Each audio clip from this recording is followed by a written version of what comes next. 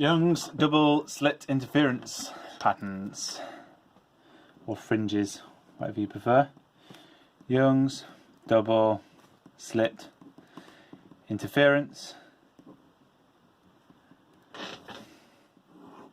What's the point of it? Oops, there we are. What's the point of it?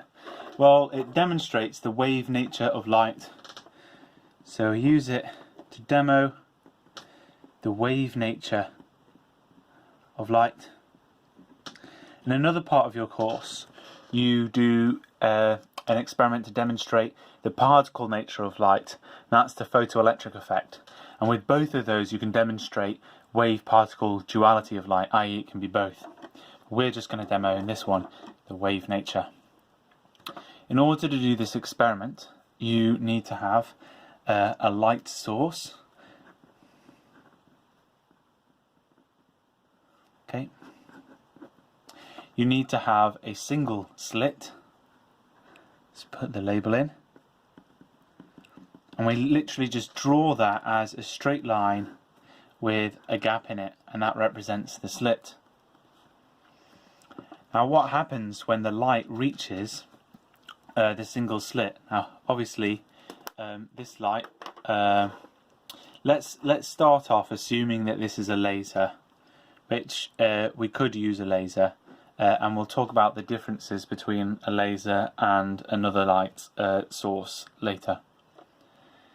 So when the laser light hits the double slit, it will then diffract.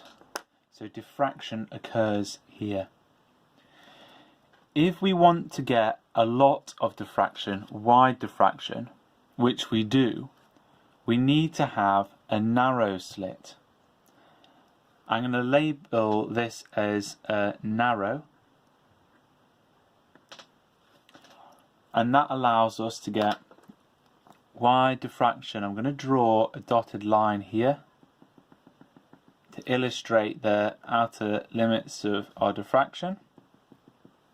Okay. And we need that wide diffraction because on this screen we're going to put in place a double slit, which we can draw in a similar way to our single slit.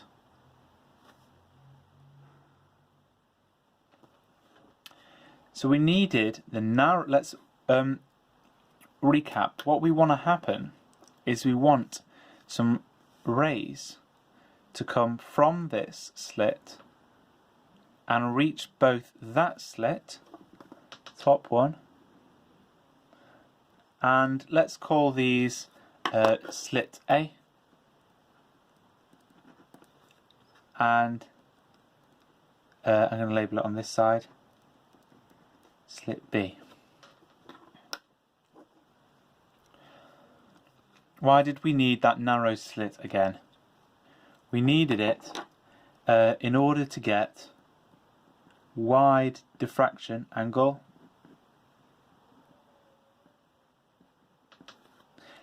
so that we could illuminate both of these slits.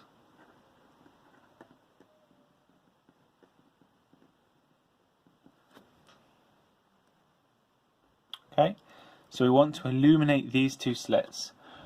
Well, what was the point in not just putting a light source there and a light source there? Well, what we've done by having this light source and a single slit is we've effectively made a single point source.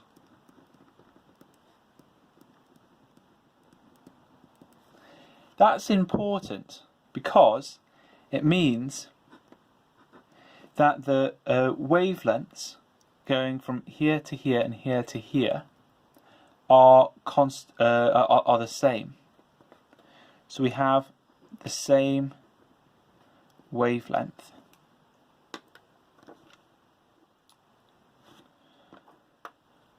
If we keep this the positions of the single slit and the double slit, if we keep them stationary, then the path to slit A, I'm going to label that here, and just call it path to A, and this path to B, are going to have a constant difference. So we're going to have a constant difference in path lengths. Let's make a note of that.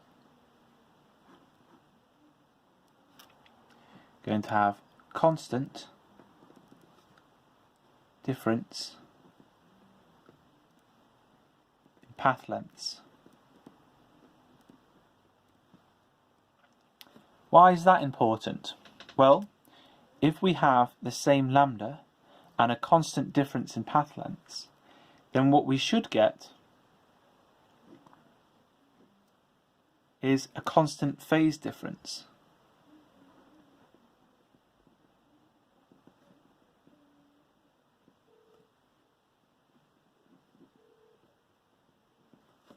This is cool. We've got constant phase difference and the same lambda. Those two things together, and that's between these two slits, they both have the same lambda as what we had here, and a constant phase difference. That means that these two sources are two, and keyword, coherent point sources.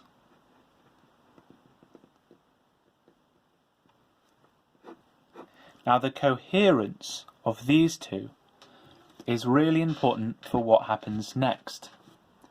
So that's why it was important for us to have this single slit, which then diffracted out to these, so that we can get coherent point sources.